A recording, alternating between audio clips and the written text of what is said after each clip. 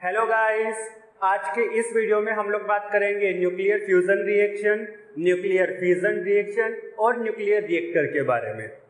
अब सबसे पहले हम ये बात जानने की कोशिश करते हैं कि कोई भी एटम या कोई भी न्यूक्लियस जो है वो ये रिएक्शंस क्यों करता है, वो न्यूक्लियर फ्यूजन या न्यूक्लियर फिजन रिएक्शन क्यों करता है। उसको जानने के लिए काम करते हैं हम इनका बाइंडिंग एनर्जी और न्यूक्लियॉन्स के बीच का ग्राफ प्लॉट करते हैं। तो इस एक्सिस पे हमारे पास है बाइंडिंग एनर्जी पर न्यूक्लियॉन और इधर की तरफ है हमारे पास नंबर ऑफ न्यूक्लियॉन्स।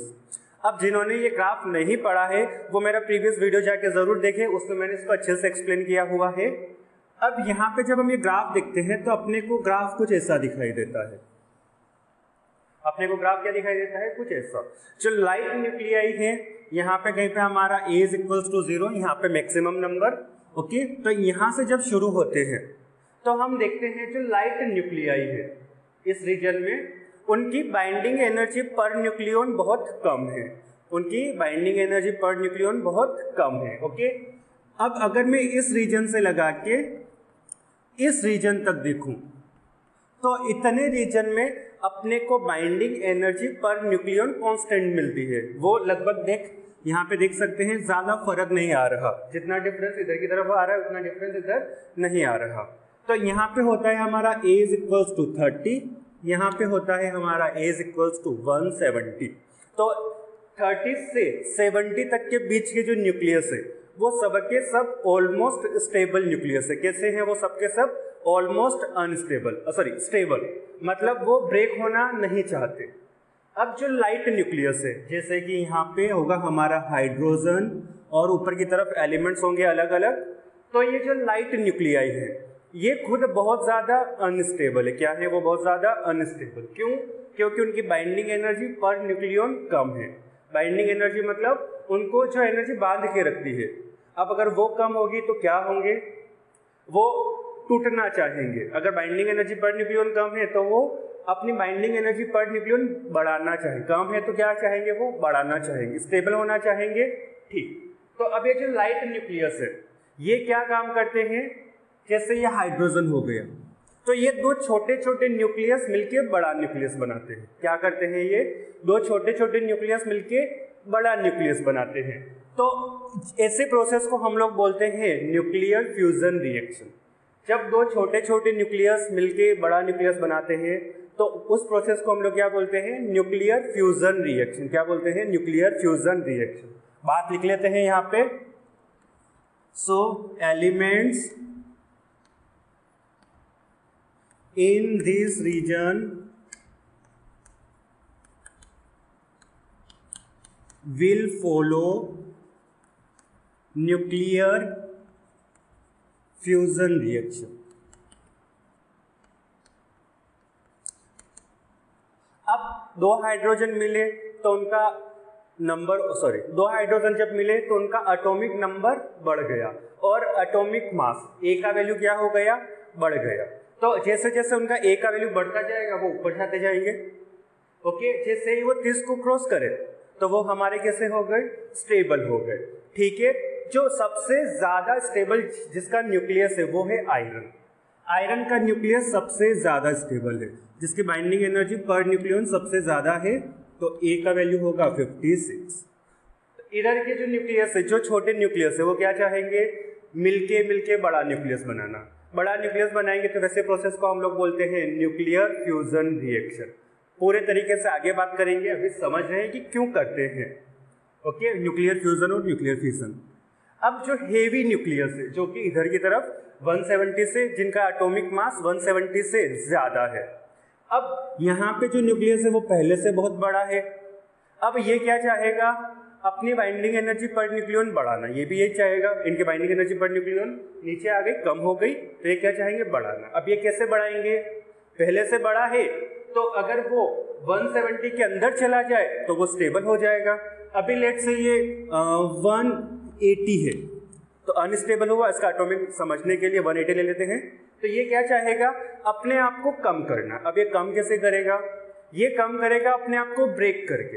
ये क्या करेगा? टूटा, दो छोटे छोटे बना दिए 90-90 के। भाई दोनों स्टेबल हो गए, ऐसा भी कर सकता है, ऐसा भी कर सकता है, एक बना दिया 150 का, दूसरा बना दिया 30 का, ये भी हमारे दोनों कैसे हो गए, स्टेबल हो गए।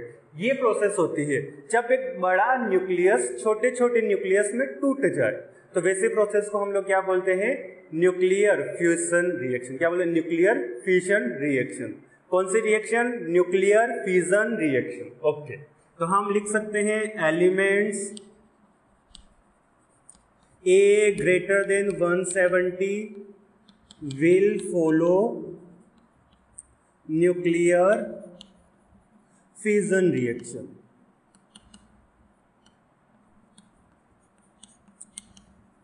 चलो, तो ये तो हो गई हमारी बाइंडिंग एनर्जी पर न्यूक्लियन के अकॉर्डिंग बात। अब एक और हम इसका स्टेबिलिटी कर्व देखते हैं। स्टेबिलिटी कर्व कुछ ऐसा हम यहाँ पे बनाते हैं, इधर की तरफ है हमारा नंबर ऑफ न्यूट्रॉन्स, इधर की ओर है हमारा नंबर ऑफ प्रोटॉन्स। अब हमने जब बीटा डीके पढ़ा था तब एक बात करी थी कि जिन न्यूक्लियस में नंबर ऑफ न्यूट्रॉन्स और नंबर ऑफ प्रोटॉन्स बराबर होते हैं, तो वो न्यूक्लियस सबसे ज्यादा स्टेबल देखे गए साइंटिस्ट के द्वारा। ओके, तो उसी के ऊपर हम लोग बात करते हैं। तो यहाँ पे हमारे पास कोई एक लाइन है जिसमें N is equals to Z है, सॉरी हाँ, number of neutrons is equals to number of protons है, नंबर ऑफ प्रोटॉन्स Z के इक्वल होते हैं, ठीक। अब जब हम इसमें N और Z बनाते हैं न्यूक्लियस के लिए, कि एक न्यूक्लियस है उसमें नंबर ऑफ न्यूट्रॉन्स और नंबर ऑफ प्रोटॉन्स कितने होंगे, उसके लिए जब हम ग्राफ बनाते हैं तो अपने को कुछ ऐसा दिखता है। शुरू में तो ये जो डॉट बना रहा हूं, ये सबके सब डॉट्स हमारे एटम्स समझ ले। कुछ टाइम तक तो उनको क्या लगता है, N और Z दोनों के दोनों हमारे बराबर है। कैसे हैं, N और Z दोनों बराबर है। इसके बाद डेविएट होना शुरू होते हैं, उसके बाद कुछ इस तरीके से डेविएट हो जाते हैं, मतलब उनमें नंबर ऑफ न्यूट्रॉन्स ज्यादा हो जाते हैं comparative to number of protons. Okay, तो हमारे जो एटम्स है वो कुछ ऊपर की तरफ इस तरीके से जाना शुरू हो जाते हैं। ये अलग अलग एटम्स हम इसलिए बना रहे हैं क्योंकि आइसोटोप्स भी होते हैं। ओके, तो अपने को ये जो रीजन मिलता है, ओके, ये हमारे डिफरेंट डिफरेंट एटम्स है।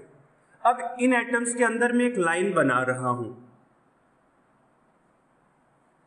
ये जो लाइन है ये स्टेबिलिटी वाली लाइन है, मतलब अगर कोई भी एटम इस लाइन के ऊपर लाई करेगा, ये है हमारी स्टेबिलिटी।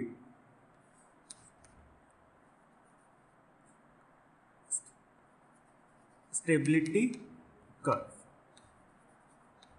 अगर हमारा एटम स्टेबिलिटी कर्व के ऊपर लाई करेगा तो वो हमारे लिए स्टेबल न्यूक्लियस होगा। अगर वो ऊपर लाई करेगा तो ये वाला, मतलब ऊपर मतलब यहाँ पे मान ले, तो इसमें नंबर ऑफ न्यूट्रॉन ज्यादा हुए तो ये इधर की तरफ आना चाहेगा, तो ये एक बीटा डीके प्रोसेस करेगा। बात बीटा डीके में हमने बहुत अच्छे से करी थी, जिनको नहीं पता है वो देख के आना। कौन सा बीटा डीके करेगा, बीटा माइनस डीके। अब जो नीचे है स्टेबिलिटी कर्व वाले, वो सब के सब हमारे करेंगे बीटा प्लस डीके। तो इस तरीके का जो रीजन होता है ये हमारा एटम्स वाला रीजन है, इनके बीच में जो पतले से लाइन है वो हमारी स्टेबिलिटी कर्व है। ठीक, N और Z के रेशियो के हिसाब से अगर हम देखें तो अब जो बड़े जो न्यूक्लियस होते हैं, जो बड़े भारी, उनमें नंबर ऑफ न्यूट्रॉन्स ज्यादा होते हैं। क्या होते हैं, नंबर ऑफ न्यूट्रॉन्स ज्यादा होते हैं, तो वो उसकी वजह से अनस्टेबल हो जाते हैं। क्या हो जाते हैं, वो अनस्टेबल। तो अनस्टेबल होंगे तो वो अपने आप को स्टेबल करना चाहेंगे, और स्टेबल करने के लिए वो कौन से प्रोसेस फॉलो करेंगे, न्यूक्लियर फिजन रिएक्शन। ओके, जल्दी से इन दोनों कर्व को नोट करो। अच्छा, जब हम N और Z का यहाँ पे रेशियो देखते हैं तो N और Z का रेशियो हमारे लिए 1 से 1.6 के बीच में होना चाहिए for stable nucleus. For stable nucleus N by Z का रेशियो 1 से 1.6 के बीच में। ठीक, अब इन सारी चीजों को नोट करो, फिर हम बात करेंगे न्यूक्लियर फ्यूजन के लिए। चलो, तो अब हम लोग बात करते हैं न्यूक्लियर फ्यूजन रिएक्शन के बारे में। अब न्यूक्लियर फ्यूजन रिएक्शन के बारे में जानने से पहले ये जानते हैं कि ये रिएक्शन सबसे पहले ऑब्जर्व किसने करी। हमारे न्यूट्रॉन की डिस्कवरी किसने करी थी, चैडविक ने। न्यूट्रॉन की डिस्कवरी के बाद एक साइंटिस्ट आया था, फर्मी। उसने क्या देखा कि अगर मैं इससे एक यूरेनियम ले लूं, हम क्या ले लें, यूरेनियम, और यूरेनियम के ऊपर हम ऐसे प्रोटॉन को बॉम्बार्ड करें, क्या कर, न्यूट्रॉन को एक बॉम्बार्ड करें, तो उसकी वजह से क्या हो रहा था, ये जो यूरेनियम था इसका न्यूक्लियस अनस्टेबल हो गया और ये यूरेनियम दो अलग अलग छोटे छोटे न्यूक्लियस में ब्रेक हो गया। न्यूट्रॉन जैसे ही आया ये यूरेनियम दो अलग अलग न्यूक्लियस में ब्रेक हो गया और इस एटम से क्या, यूरेनियम से क्या हुआ, दो हमारे डिफरेंट एटम्स बने। ये उसने ऑब्जर्व करा था फर्मी ने। उसके बाद हमारे लिए न्यूक्लियर फिजन रिएक्शन का इन्वेंशन हुआ कि जब हम यूरेनियम के ऊपर एक स्लो मूविंग न्यूट्रॉन डालते हैं तो वो दो अलग अलग एटम्स में ब्रेक हो जाता है और ऐसा बोल सकते हैं उसका न्यूक्लियस दो छोटे छोटे न्यूक्लियाई में ब्रेक हो जाता है। अब कौन से प्रोसेस फॉलो करता है, यहाँ पे 3 प्रोसेसेस है।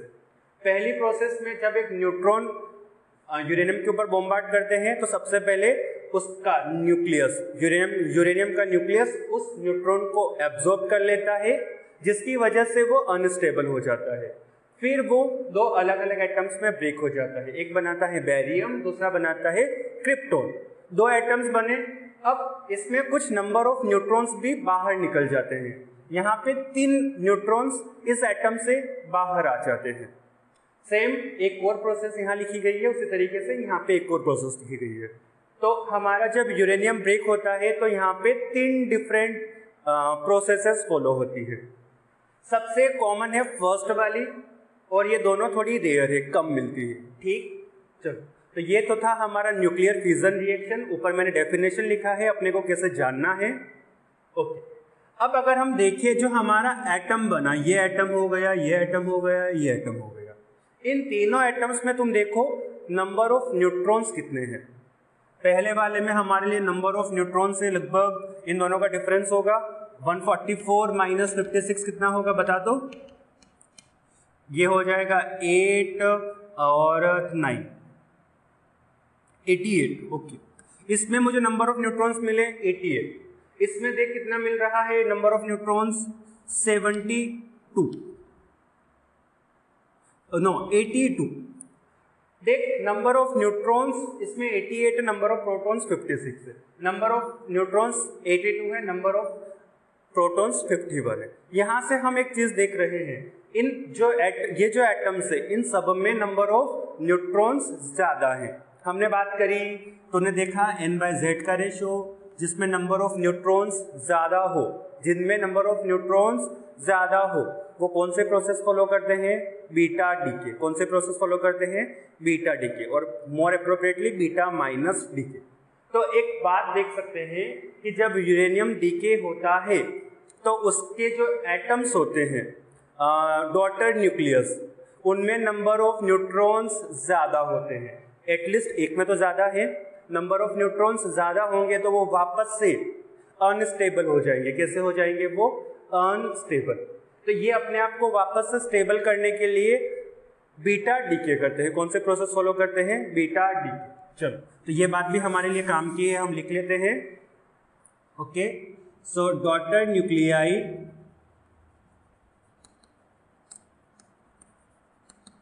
in nuclear fission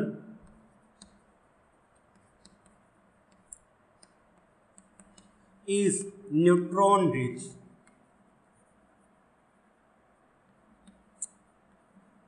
Okay, rich. Due to this they become unstable. Due to this they become unstable. क्या हो जाते हैं वो, अनस्टेबल हो जाते हैं। अब वो स्टेबिलिटी कैसे रिगेन करते हैं, बीटा डीके करके। Okay, they follow beta minus decay to gain stability और टू गेन स्टेबल न्यूक्लियस।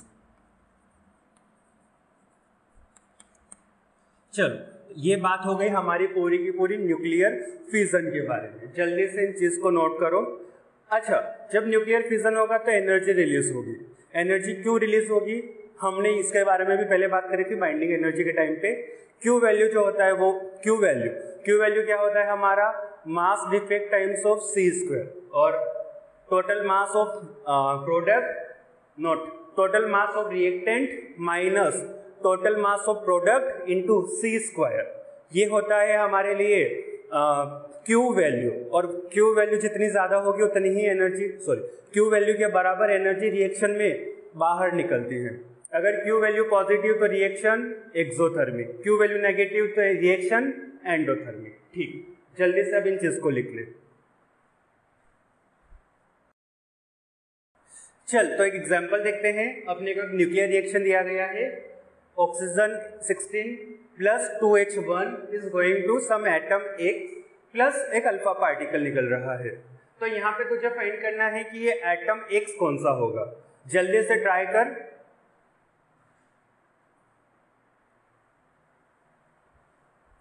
मेरे ख्याल से तूने आंसर निकाल लिया। मुझे कमेंट करके जरूर बताना तेरा आंसर क्या आया। ओके, अगर करेक्ट आया है तो वीडियो को लाइक कर देना, अगर इनकरेक्ट आया है तो भी लाइक करना, क्योंकि तू कुछ नया सीखने वाला है आज। ठीक है, चल देख अब इधर। एक बात जानते हैं, जब भी न्यूक्लियर रिएक्शन होगी तो उसमें हमेशा चार्ज कंजर्व होगा। दूसरी बात मास कंजर्व होगा, मास कभी चेंज नहीं हो सकता। ठीक ये बात। तो यहाँ पे सबसे पहले हम चार्ज कंजर्व करवाते हैं। अगर चार्ज क्या होगा हमारे लिए बता, जो कि Z हुआ, जो Z होगा वो मेरे लिए चार्ज होगा, नंबर ऑफ प्रोटॉन्स। बात सही है। Initial total charge will be equal to final total charge. पहली बात, हमने ये बातें कर चुके हैं पहले, प्रीवियस वीडियोस में हम इसके बारे में बात कर चुके हैं। जब भी न्यूक्लियर रिएक्शन होती है चार्ज कंजर्व रहता है। ठीक है, सो चार्ज रिमेन कंजर्व। तो सबसे पहले initial total charge Z, oxygen के ऊपर कितने प्रोटॉन्स है 8। अरे Z के इक्वल होते हैं तो 8 इनिशियली। हाइड्रोजन के ऊपर एक प्रोटॉन 1 इज इक्वल्स टू, इस X में कितने प्रोटॉन्स है नहीं पता, तो Z। अल्फा पार्टिकल्स के ऊपर चार्ज कितना होता है प्लस का 2 इलेक्ट्रॉन। बात सही है, तो 2। तो हमको यहां से Z मिला, कितना मिला 9 माइनस 2 7। Z का वैल्यू अपने को 7 मिल चुका। मतलब हम एटम के बारे में तो बोल सकते हैं, अगर हमको नंबर उसका एटॉमिक नंबर पता है तो हम एटम तो बता सकते हैं। 7 एटॉमिक नंबर किसका होता है नाइट्रोजन का। बात सही है, पर हम इसका मास नंबर भी फाइंड करते हैं A। तो यहाँ पे मास एनर्जी कंजर्व रहेगी, तो हम बोल सकते हैं यहाँ पे मास एनर्जी कंजर्व रहेगी। सो कंजर्वेशन ऑफ मास एनर्जी। अब यहाँ पे बताया तो हुआ है नहीं रिएक्शन में कि एनर्जी किस फॉर्म में निकली, तो हमारा मास भी कंजर्व रहेगा। जितना इनिशियल मास होगा उतना ही मास फाइनल होना चाहिए। इनिशियल मास कितना है 16 प्लस 2। देख 16 एटॉमिक मास है ऑक्सीजन का, 2 एटॉमिक मास है अपने को ड्यूटेरियम का, इज इक्वल्स टू इसका मास 8 प्लस अल्फा पार्टिकल का मास 4। ओके, तो A कितना मिला अपने को 18 माइनस 4 विच इज 14। तब तो कंफर्म हो गया एटम कौन सा है, atom X is equals to nitrogen. 7 14 तो उसी का होता है। ठीक, इस इक्वेशन अगर अपने से पूछी जाए तो कोई घबराने वाली बात नहीं है। क्या कंजर्व करवाना है, चार्ज कंजर्व करवाना है और दूसरा मास कंजर्व करवाना है। ओके, अगर मैं यहाँ पे तुझे क्वेश्चन चेंज करके पूछ लेता, जैसे कि इस एटम का मैं दोनों चीजें देता था, मान लीजिए 6 है ये 4 है, और पूछ लेता कि ये कितने नंबर ऑफ अल्फा पार्टिकल्स निकलेंगे, तब भी हम निकाल सकते हैं। n का वैल्यू निकाल सकते हैं। कैसे, अब यहाँ पे जो चार्ज होगा वो कितना होगा 2 into n plus 6। Final charge इसका 2 होता है, 2 होता है 4 होता है। Total final charge equal to total initial charge कितना है वो बता दो। टोटल इनिशियल चार्ज है 9 के इक्वल। हाँ, ये अलग बात है, रिएक्शन अभी कंप्लीट नहीं हो रही है, समझने के लिए बात थी, तो यहाँ से हम n का वैल्यू निकाल सकते हैं। ठीक है, ये बात इससे क्वेश्चंस पूछे तब भी अपने को कोई घबराने वाली बात नहीं है, हम कर सकते हैं। जल्दी से अब इन चीजों इस क्वेश्चन को नोट कर लो। ओके, यहाँ पे मेरा था Z और यहाँ पे था A। ठीक, चलो तो अब हम लोग बात करते हैं न्यूक्लियर रिएक्टर के बारे में। न्यूक्लियर रिएक्टर वर्क कैसे करता है उसके लिए मैंने यहाँ पे पूरा डायग्राम बनाया हुआ है, उसको हम लोग समझते हैं। उससे पहले हम कुछ बातें जानते हैं कि एक बात बता, जो न्यूक्लियर रिएक्टर है उसका काम क्या होता है? वो काम करता है कि न्यूक्लियर एनर्जी को इलेक्ट्रिक एनर्जी में कन्वर्ट करता है। न्यूक्लियर एनर्जी को किस में कन्वर्ट करे? इलेक्ट्रिक एनर्जी में। अब जो ये हमारा न्यूक्लियर रिएक्टर है, ये वर्क कौन से प्रिंसिपल के ऊपर करता है उसके बारे में जानते हैं। ये न्यूक्लियर रिएक्टर हमारा वर्क करता है कंट्रोल्ड फिजन रिएक्शन के ऊपर। किसके ऊपर? कंट्रोल्ड न्यूक्लियर फिजन रिएक्शन के ऊपर। Nuclear reactor works on controlled nuclear fission reaction. अब फिजन तुझे पता है, फिजन कौन सा एटम्स का होगा? जो हमारे हेवी एटम्स है वो छोटे छोटे न्यूक्लियस में बटेंगे और कुछ एनर्जी रिलीज करेंगे। जो एनर्जी रिलीज करते हैं उसको हम लोग क्यू वैल्यू बोलते हैं और उसी क्यू वैल्यू को हम लोग न्यूक्लियर एनर्जी भी कहते हैं। अब इंडिया में जो न्यूक्लियर पावर प्लांट है उसमें जो फ्यूल यूज होता है वो यूरेनियम होता है। कौन सा फ्यूल यूज होता है? यूरेनियम। तो हम सबसे पहले लिखते हैं fuel of nuclear reactor is uranium. India में यूरेनियम होता है। हो सकता है ये यूरेनियम की जगह कोई भी रेडियो एक्टिव मटेरियल हो, कोई बात नहीं, उससे कोई फर्क नहीं पड़ता। ठीक है। अब अभी तूने 2 मिनट पहले यूरेनियम के ऊपर जब हम एक स्लो मूविंग प्रोटॉन डालते हैं तो उसकी इक्वेशन पढ़ी है। क्या होता है? ये हमारा एक न्यूट्रॉन, इसको हम लोगों ने यूरेनियम के ऊपर बॉम्बार्ड करा तो यूरेनियम 2 एटम्स में ब्रेक होता है प्लस 3 न्यूट्रॉन्स निकालता है। सबसे पहली इक्वेशन देख, जो मैंने बोला था सबसे कॉमन यही होती है। अब जब एक यूरेनियम के ऊपर हम एक न्यूट्रॉन डालते हैं तो यहाँ पे अपने को 3 और न्यूट्रॉन मिलते हैं।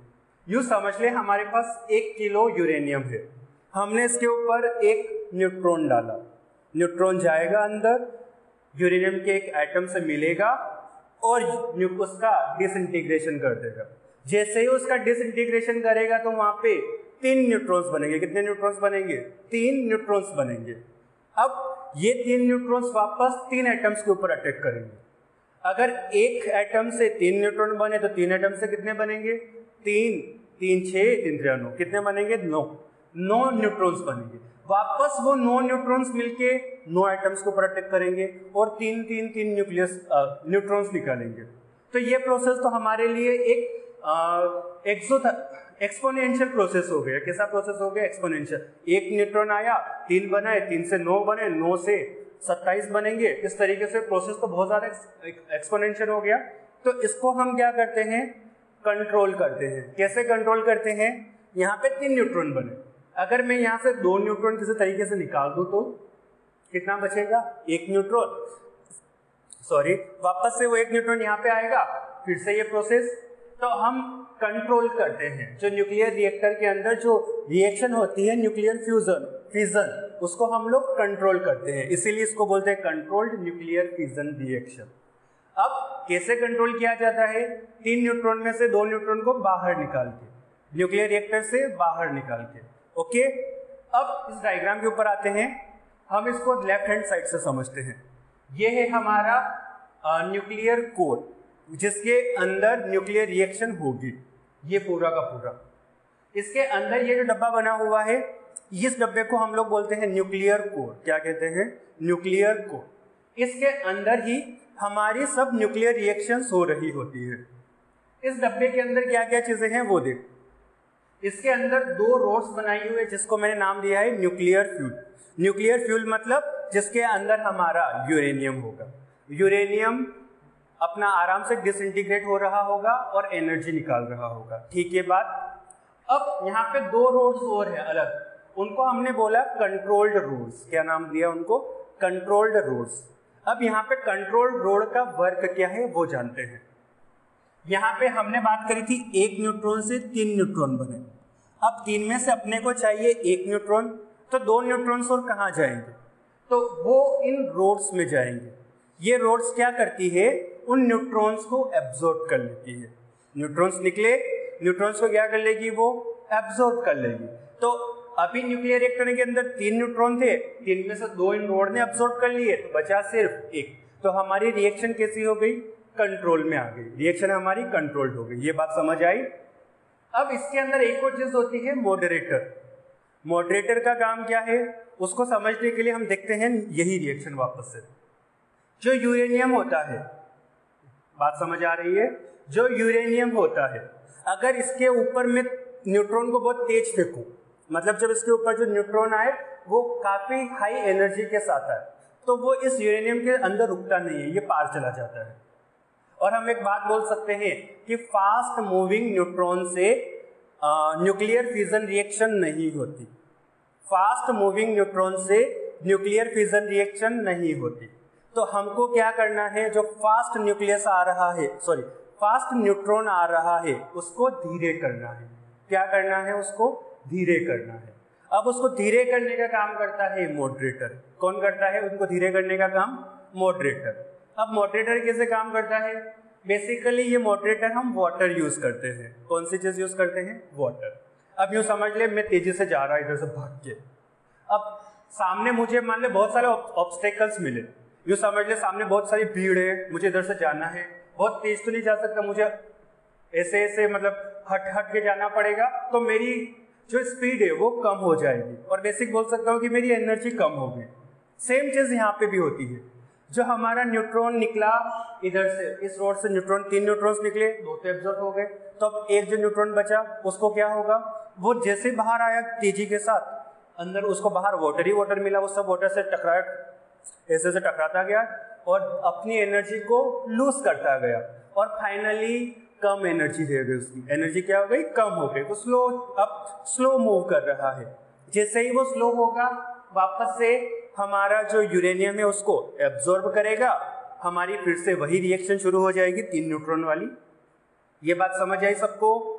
ओके, ये बात हो गई हमारे कोर के बारे में। कंट्रोल रोड 2 न्यूट्रॉन्स को एब्जॉर्ब करती है, मॉडरेटर जो तेज न्यूट्रॉन चलता है उसको धीरे करती है, न्यूक्लियर फ्यूल तो यूरेनियम है ही। अब इससे क्या होता है, इस डब्बे के बाहर हम भर के रखते हैं पानी। क्या रखते हैं? पानी। पानी का काम क्या होता है, इससे जो एनर्जी निकली उससे वो पानी गर्म हो जाएगा।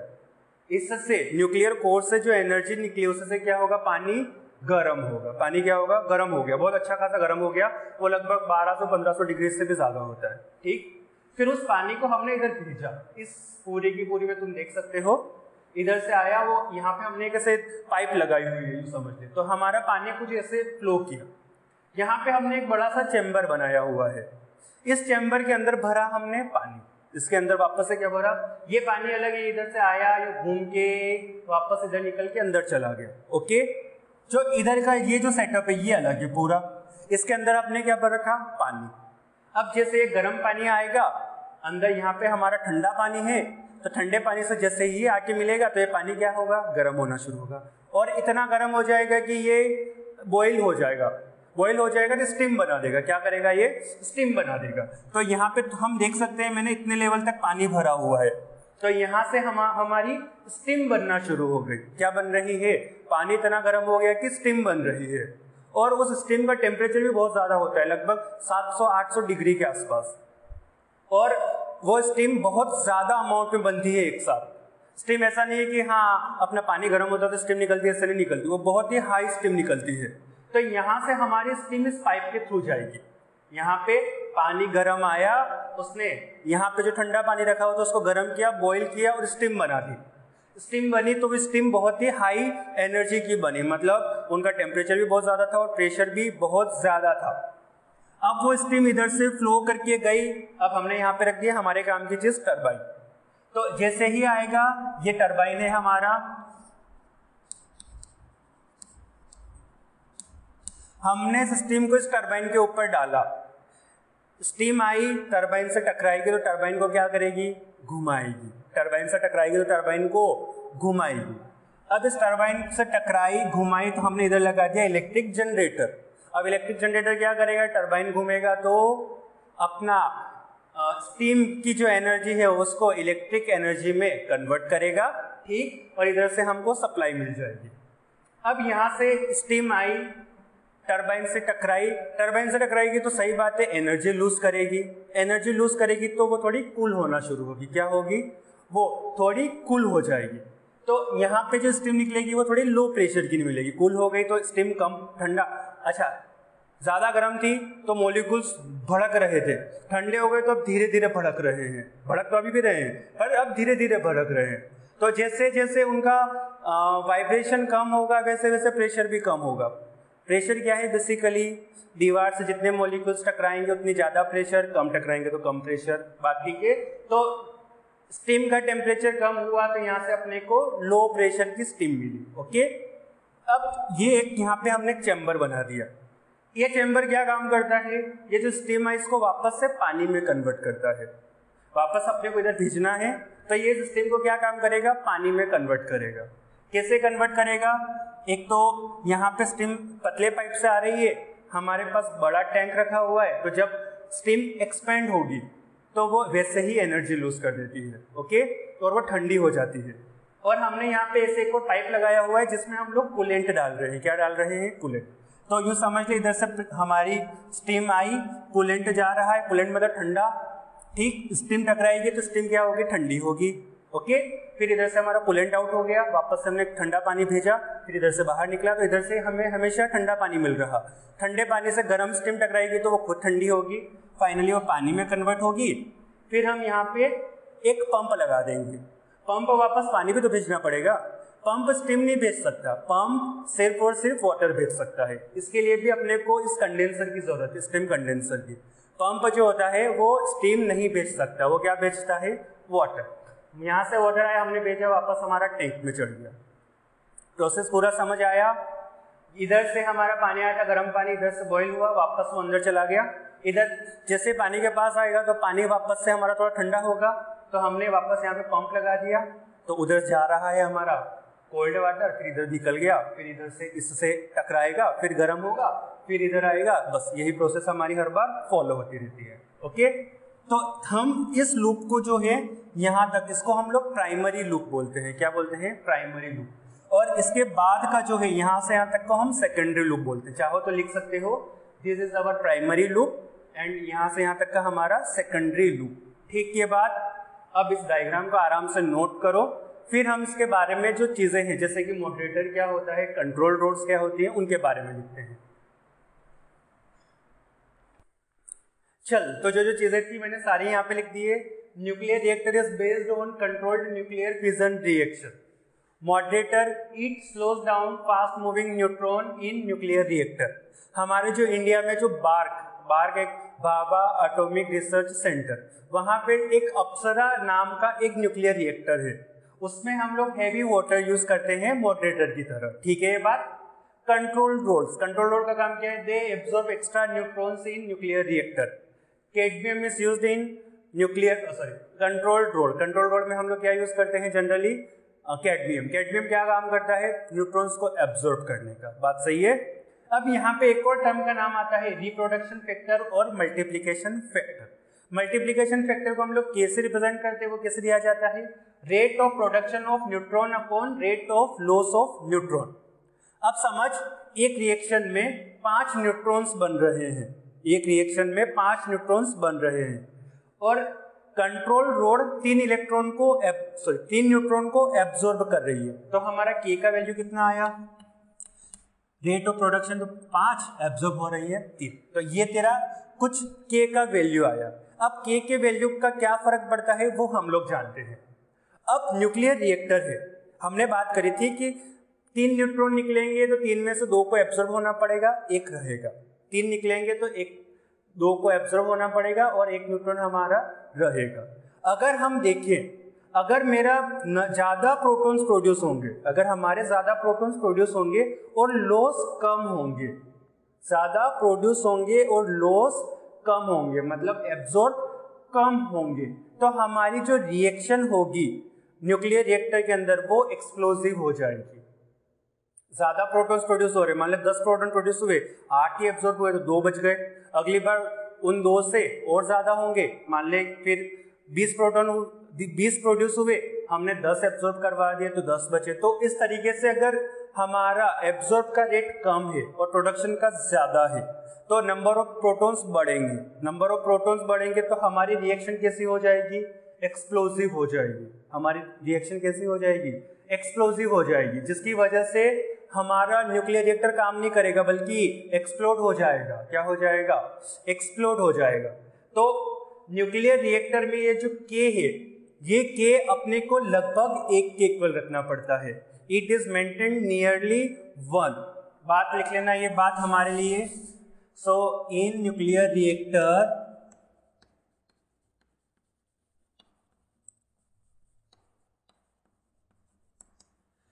value of k is equal to unity. क्यों रखते हैं? बात समझ आई? अगर यूनिटी से अब हम बात करते हैं तो ऐसे एक एटम के लिए तो बात नहीं करते, हम हजारों एटम की एक साथ बात करते हैं। जैसे कि समझ ले 1 लाख एटम एक साथ डिसइंटीग्रेट हो रहे हैं। ठीक है बात? अगर 1 लाख एटम होंगे तो उनसे अगर प्रोडक्शन ऑफ न्यूट्रॉन ज्यादा है एब्जॉर्ब से, तो ज्यादा प्रोटॉन्स प्रोड्यूस होंगे। अब हो सकता है अगली बार अभी 1 लाख हो रहे हैं, अगली बार 2 लाख हो, तो इस तरीके से क्या होगा? वो रिएक्शन एक्सप्लोसिव हो जाएगी। हमको क्या चाहिए? इस बार 1 लाख डिसइंटीग्रेट हुए तो अगले सेकेंड भी 1 लाख ही डिसइंटीग्रेट हो। ऐसा कब होगा? जब दोनों का रेट इक्वल हो जाए। जितने प्रोड्यूस हो रहे हैं प्रोटॉन्स उतने ही न्यूट्रॉन्स, जितने प्रोड्यूस हो रहे न्यूट्रॉन्स उतने ही न्यूट्रॉन्स हम लोगों ने क्या करवा दिए? एब्जॉर्ब करवा दिए। इस हिसाब से हमारा जो रेट रहेगा, हमारा जो रिएक्शन होगा वो कंट्रोल्ड होता है। ओके, और के का वैल्यू हम यूनिटी के आसपास बना के रखते हैं। अगर ऐसा नहीं होता है तो हमारा न्यूक्लियर रिएक्टर क्या हो सकता है? एक्सप्लोड हो सकता है। ठीक, चलो इन सारी चीजों को आप नोट करो। चलो तो अब हम लोग बात करते हैं न्यूक्लियर फ्यूजन रिएक्शन के बारे में। देख, हमने जब बाइंडिंग एनर्जी पर न्यूक्लियन का ग्राफ देखा था तो अपने को पता चला था जो लाइट न्यूक्लियस थे वो सबके सब अनस्टेबल थे, क्योंकि उनका बाइंडिंग एनर्जी पर न्यूक्लियन बहुत ही कम था। तो अब जो लाइट न्यूक्लियस है वो अपनी बाइंडिंग एनर्जी कैसे बढ़ाएंगे? 2 लाइट न्यूक्लियस मिलके एक हेवी न्यूक्लियस बनाएंगे। एक लाइट आया, दूसरा लाइट आया, दोनों मिले, फ्यूज हुए और एक हेवी न्यूक्लियस बनाया। इस प्रोसेस को हम लोग बोलते हैं न्यूक्लियर फ्यूजन रिएक्शन। क्या कहते हैं? Nuclear fusion reaction. ये किन एटम्स में होगी? जो कि लाइट होंगे, जैसे हाइड्रोजन, हीलियम। बात का ठीक है। अब न्यूक्लियर फ्यूजन रिएक्शन करवाने के लिए हमको बहुत ज्यादा एनर्जी की जरूरत पड़ती है। हम बोल सकते हैं कि न्यूक्लियर फ्यूजन रिएक्शन अर्थ के ऊपर पॉसिबल नहीं है। चलो समझने की कोशिश करते हैं क्यों पॉसिबल नहीं है। मान ले मैं यहाँ पे 2 न्यूक्लियस ले लूं हाइड्रोजन के। हाइड्रोजन एटम लिया हमने, उसका एक इलेक्ट्रॉन निकाल दिया हमने बाहर, उसके दोनों को न्यूक्लियस ले लिया। न्यूक्लियस ऑफ हाइड्रोजन एटम, ये हमारे लिए क्या है? Both nucleus of H atom. अब अपने को क्या करना है? इनको फ्यूज करना है। इसके ऊपर भी प्रोटॉन, इसके ऊपर भी प्रोटॉन। तो हमको फ्यूज करके यहाँ पे एक न्यूक्लियस बनाना है जिसके अंदर 2 प्रोटॉन्स हो। तो तू देख सकता है एक प्रोटॉन दूसरे प्रोटॉन को क्या करेगा? अट्रैक्ट की रिपेल। ये दोनों एक दूसरे को रिपेल करना चाहते हैं, मतलब एक साथ नहीं रहना चाहते। तो हम क्या कर रहे हैं? इनको एक साथ लेके आ रहे हैं। तो हमको वर्क करना पड़ेगा। 2 आदमी दूर जाना, 2 आदमी दूर जा रहे हैं, उन दोनों को अपने को मिलाना है, तो हमको दोनों के ऊपर वर्क करना पड़ेगा। तो हमको कितना वर्क करना पड़ेगा? वो करना पड़ेगा इनके बीच की पोटेंशियल एनर्जी के बराबर। बात सही है? तो इन दोनों प्रोटॉन्स के बीच ही हम पोटेंशियल एनर्जी फाइंड करते हैं। देख, जब हम इन दोनों प्रोटॉन्स को ऐसे पास में रखेंगे तो मुझे बता दें कितने पास रखने पड़ेंगे अपने को एक न्यूक्लियस बनाने के लिए? न्यूक्लियस की रेडियस के बराबर। एक प्रोटॉन लाया, एक प्रोटॉन लाया, मिलके न्यूक्लियस बनाना है, तो उनको न्यूक्लियस की रेडियस के बराबर इतना पास में लाके रखना पड़ेगा। अब बता, न्यूक्लियस की रेडियस कितना होता है न्यूक्लियस का? तूने देखा था R0 इंटू ए की पावर 1/3, और अराउंड हम बोल सकते हैं 10⁻⁻15 मीटर्स के ऑर्डर का होता है। ठीक है ये बात? प्रोटॉन क्या हम एनर्जी निकालें इनके बीच का कि जब हम इन दोनों प्रोटॉन्स को इतनी डिस्टेंस पे रखे तो अपने को कितनी एनर्जी और कितना वर्क करना पड़ेगा? वर्क होगा हमारा इन दोनों के बीच की पोटेंशियल एनर्जी के बराबर। बात समझ आई यहाँ तक? ठीक, करो तो जल्दी से निकाल सकते हैं K which is 1/4 pi epsilon not Q1 charge on proton electron के इक्वल, तो E² अपॉन दोनों के ऊपर E डिवाइडेड बाय R। इतनी डिस्टेंस पे रख रहे हैं। बात सही है? अब इस एनर्जी को जब हम सॉल्व करते हैं तो ये आती है हमारे लिए 400 किलो इलेक्ट्रॉन वोल्ट के इक्वल। कितनी आती है? 400 किलो इलेक्ट्रॉन वोल्ट। दो प्रोटॉन्स को इतने पास रखने में इतनी एनर्जी की जरूरत पड़ती है। अब अगर हम इस एनर्जी को टेम्परेचर के इक्विवेलेंट देखें, कितनी एनर्जी बनाने के लिए अपने को कितने टेम्परेचर की जरूरत पड़ेगी, वो हम लोग निकाल सकते हैं। E is equals to 3/2 kB into T से। ये फॉर्मूला आता है हमारा इंटरनल एनर्जी ऑफ गैस से। जब हमने थर्मोडायनामिक्स पढ़ा था तो याद हो तो इंटरनल एनर्जी ऑफ गैस पर मॉलिक्यूल यही होता है 3/2 kB इंटू T। इन दोनों को जब हम इक्वल करते हैं तो यहाँ से हम T निकालते हैं। T आता है मेरे लिए लगभग 10⁹ केल्विन के ऑर्डर का। कितना आता है? 10⁹ केल्विन। 1 करोड़ डिग्री सेल्सियस मुझे टेम्परेचर चाहिए दो प्रोटॉन्स को मिलाने के लिए। तो ये टेम्परेचर अर्थ के ऊपर पॉसिबल ही नहीं है। हम इतना ज़्यादा टेम्परेचर किसी भी तरीके से जनरेट नहीं कर सकते।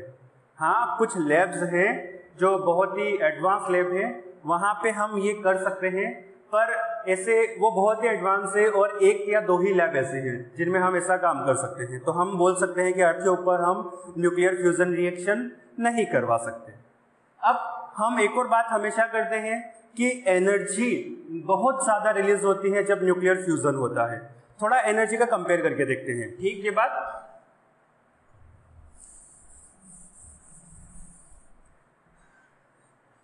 चल एक बात समझते हैं। जब हमारा एक कार्बन जो हम घर पे कोल जलाते हैं, ओके, ऑक्सीजन की प्रेजेंस में, तो उससे भी एनर्जी रिलीज होती है। कार्बन कोल जलता है तो एनर्जी रिलीज करता है, बात सही है।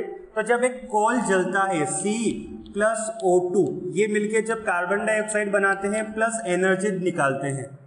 जब हम ये एनर्जी फाइंड करते हैं Q, तो ये आती है हमारे लिए लगभग 10 इलेक्ट्रॉन वोल्ट के इक्वल। और ये जो एनर्जी है ये है मेरे लिए एनर्जी पर एटम।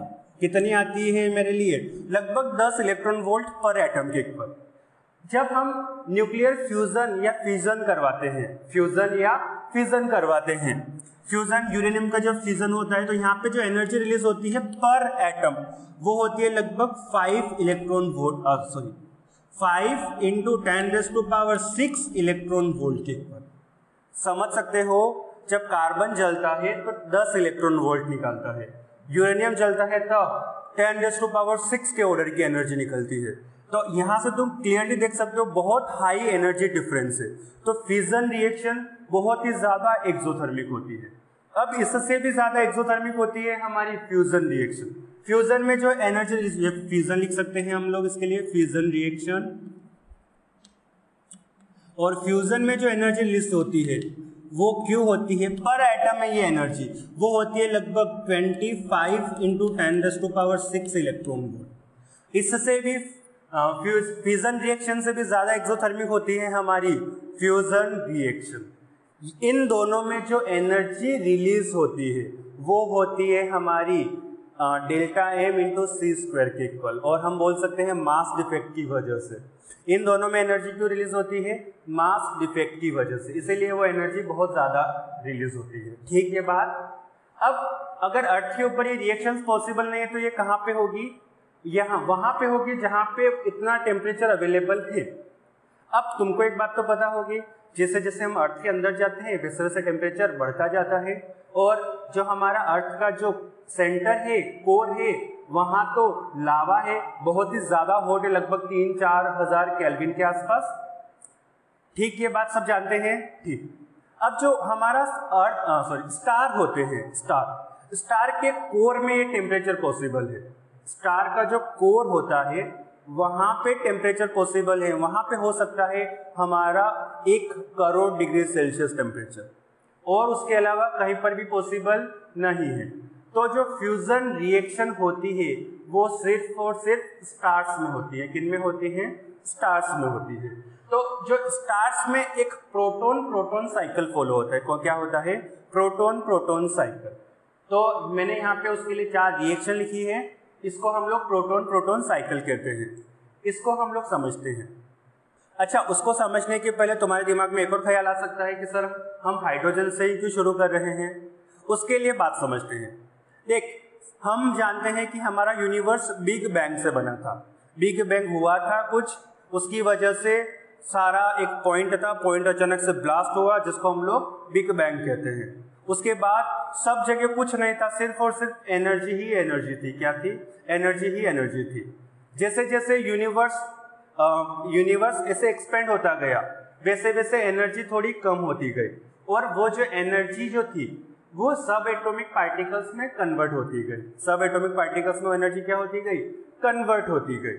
तो सब एटॉमिक पार्टिकल्स मतलब इलेक्ट्रॉन्स, प्रोटॉन्स। उस टाइम पे बिग बैंग के टाइम पे इलेक्ट्रॉन्स और प्रोटॉन्स बने थे। अब एक प्रोटॉन और प्रोटॉन तो एक दूसरे को रिपेल करते हैं, लेकिन प्रोटॉन और इलेक्ट्रॉन एक दूसरे को क्या करते हैं? अट्रैक्ट करते हैं, एक दूसरे से प्यार करते हैं। ओके, तो प्रोटॉन बोला आजा भाई इलेक्ट्रॉन मेरे आसपास घूम ले। प्रोटॉन क्या बोला? आजा मेरे आसपास घूम ले। जब प्रोटॉन इलेक्ट्रॉन ऐसे घूमने लगे तो पता चला ये तो एक नया एटम बन गया, हाइड्रोजन। हाइड्रोजन में एक प्रोटॉन होता है और एक इलेक्ट्रॉन होता है। तो सबसे पहला जो एटम बना वो कौन सा बना होगा हमारे लिए? हाइड्रोजन। कैसे समझ आया? हाइड्रोजन में क्या? प्रोटॉन रखा, एक इलेक्ट्रॉन जा रहा होगा, हाँ मस्त आराम से उसके इलेक्ट्रोस्टैटिक फील्ड में आया और घूमना शुरू कर दिया, तो ये हमारा एक एटम बन गया। कौन सा? Hydrogen atom. तो सबसे पहला हमारा जो बेसिक एटम बना था वो बना था हाइड्रोजन। अभी भी 90% यूनिवर्स में सिर्फ और सिर्फ हाइड्रोजन है। क्या है? सिर्फ और सिर्फ हाइड्रोजन है। जो स्टार्स होते हैं, स्टार्स के अंदर सिर्फ और सिर्फ हाइड्रोजन होता है। जैसे हमारा सन है, सन के अंदर ऐसा माना जाता है कि अभी भी लगभग 95% हाइड्रोजन ही है। क्या है उसके अंदर? सिर्फ और सिर्फ हाइड्रोजन। बाकी जो 5% बचा है उसमें हीलियम है कुछ, और हेवी एलिमेंट्स लिथियम, कार्बन, ये सब मिला के 5% से भी कम है। बात समझ आई? तो ये रिएक्शन क्या होती है? एक हाइड्रोजन एटम दूसरा हाइड्रोजन एटम मिलके एक ड्यूटेरियम बनाता है 2H1। ओके, और अब उसके साथ एक पॉजिट्रॉन निकालता है। जब पॉजिट्रॉन निकलता है तो एक और पार्टिकल निकलता है, न्यूट्रिनो। ये जिनको नहीं पता वो मेरा बीटा डीके वाला वीडियो देखे जिसमें हम लोगों ने अल्फा बीटा डीके के बारे में बात करी थी। ठीक, फिर ये पॉजिट्रॉन और एक इलेक्ट्रॉन मिलके हमारा एनर्जी रिलीज करते हैं, बस। फिर हमारा ड्यूटेरियम बन गया। तो दो ड्यूटेरियम, एक ड्यूटेरियम और एक हाइड्रोजन मिलके फिर हमारा He बनता है 3He2। अगेन दो 3He के एटम्स मिलके 4He2 बनाते हैं और दो हाइड्रोजन एटम निकालते हैं और कुछ एनर्जी रिलीज करते हैं। तो ये 4 प्रोसेस फॉलो होती हैं एक स्टार के अंदर। बात समझ आई? ये चारों प्रोसेस अपने को याद रहे तो बहुत अच्छी बात है, नहीं भी रही तो भी चलेगा। बेसिक चीज ध्यान रखना, 4 हाइड्रोजन मिलके एक हीलियम एटम बनाते हैं। जब हम इनको सिंप्लीफाई करके देखते हैं, चलो इन चारों इक्वेशन की हम एक फाइनल इक्वेशन देखते हैं। उससे पहले ये सारी चीजें नोट कर लो। चलो, तो इन चारों इक्वेशन की हम एक लास्ट इक्वेशन बनाते हैं जो कि इन चारों से मिलके बन रही है। चलो, तो अब हम इन चारों की एक रिजल्टेंट इक्वेशन बनाते हैं। तुम इस इक्वेशन को देखो तो हमने दो 3He2 के एटम्स यूज करे, एक 4He2 का एटम बनाने के लिए। अब 3He2 का एटम यहाँ पे बन रहा है, मतलब मैं बोल सकता हूँ अगर ये रिएक्शन होनी है तो ऊपर वाली ये 3 रिएक्शंस 2 बार हुई होगी। 2 एटम्स बने हैं तो ये ऊपर वाली रिएक्शंस कितनी बार होनी चाहिए हमारे लिए? कम से कम 2 बार। बात सही है? ओके। अब देख, सबसे पहले हम हाइड्रोजन का काउंट करते हैं कि हम लोगों ने कितने हाइड्रोजन एटम यूज करे। जब ये रिएक्शन हुई एक बार तो हमने 2 हाइड्रोजन यूज करे, एक हाइड्रोजन यहाँ पे यूज किया, मतलब हमने टोटल 3 हाइड्रोजन यूज करे। जब ये रिएक्शन एक बार हुई, 2 बार हो गए तो कितने हाइड्रोजन यूज करेंगे? 6। गुड, तो हमने टोटल 6 हाइड्रोजन यूज करे। अब फाइनली हमारे 2 हाइड्रोजन बाहर निकल रहे हैं, तो हमने ओवरऑल कितने यूज करे? 6 हाइड्रोजन माइनस 2 हाइड्रोजन, मतलब 4 हाइड्रोजन। तो हमने क्या करा? 4 हाइड्रोजन को इस्तेमाल करा, प्लस और क्या क्या चीजें यूज करी वो देखते हैं। अब यहाँ पे 2H1 बना, 2H1 यहाँ पे कंज्यूम हो गया, तो दूसरी वाले रिएक्शन में बनेगा तो वो यहाँ पे कंज्यूम हो जाएगा। तो 2H1 अपने को रिएक्शन में लिखने की कोई भी जरूरत नहीं है। अब आगे देखें तो यहाँ पे पॉजिट्रॉन बना, पॉजिट्रॉन यहाँ पे कंज्यूम हो गया तो भी लिखने की जरूरत नहीं है। हमने यहाँ पे एक और इलेक्ट्रॉन यूज किया। अब इलेक्ट्रॉन पूरी रिएक्शन में कहीं पर भी निकल नहीं रहा, तो हमने इलेक्ट्रॉन अपनी तरफ से दिया होगा तो उसको रिएक्शन में लिखना पड़ेगा। एक रिएक्शन में एक इलेक्ट्रॉन तो दो रिएक्शन में दो इलेक्ट्रॉन, ठीक है। तो हमने इसको दो इलेक्ट्रॉन्स दिए। अब बाकी चीजें देख, पॉजिट्रॉन हो गया, हीलियम यहाँ पे यूज हो गया, अगली बार में भी हीलियम यहाँ पे यूज हो गया। अब फाइनल प्रोडक्ट क्या बनेगा हमारे लिए देख, तो वो बनेगा 4He2 प्लस। अब कौन सी चीज और बच गई, ये न्यूट्रिनो। न्यूट्रिनो हमारा कहीं पर भी एब्जॉर्ब नहीं हो रहा। एक रिएक्शन में एक न्यूट्रिनो तो दो रिएक्शन में दो न्यूट्रिनो, बिल्कुल। तो यहाँ पे दो न्यूट्रिनो और निकलेंगे, प्लस ये गामा बनाई हुई है, गामा इज अवर एनर्जी। अगर हम देखते हैं तो ये 6 गामा एनर्जी निकलती है, प्लस और कुछ एनर्जी। हम एनर्जी का सबका सम कर सकते हैं। यहाँ पे कितनी निकली, यहाँ पे, यहाँ पे, यहाँ पे, ओके। तो यहाँ पे एनर्जी जो निकलेगी उसको ट्वाइस करना पड़ेगा। तो हम देखते हैं ये अराउंड 28 मेगा इलेक्ट्रॉन वोल्ट की इक्वल निकलती है। तो एक एक स्टार के अंदर जो प्रोटॉन साइकिल होता है वो पूरा ये है, उसका रिजल्टेंट इक्वेशन कुछ ये बनती है, जिसमें 4 हाइड्रोजन कंज्यूम होते हैं और एक हीलियम बनता है, ठीक है बात। अब इस इक्वेशन को आराम से नोट करो और हम आज का वीडियो यहीं पे फिनिश करते हैं। हमारा न्यूक्लियाई चैप्टर कंप्लीट हो चुका है। अगली क्लास में फिर मिलेंगे किसी नए टॉपिक के साथ। Thank you.